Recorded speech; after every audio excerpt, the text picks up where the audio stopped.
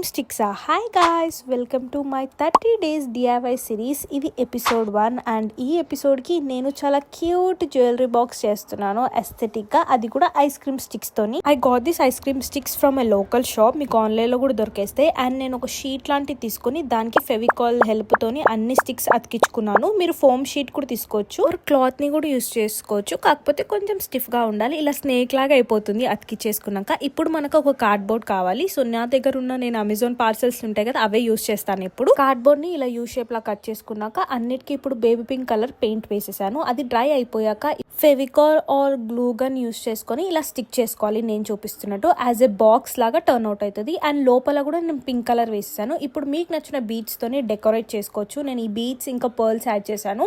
And last కి మనకి ear rings అన్న క్లిప్స్ అన్న పెట్టేసుకుంటే మన జ్యువెలరీ బాక్స్ రెడీ అయిపోతుంది. చాలా క్యూట్ గా ఉంది కదా. మీకు ఎలా అనిపించిందో ఖచ్చితంగా వీడియో కింద కామెంట్ చేయండి. ఇలాంటి వీడియోస్ కోసం ఛానల్ సబ్స్క్రైబ్ చేసుకొని నెక్స్ట్ వీడియో. బాయ్.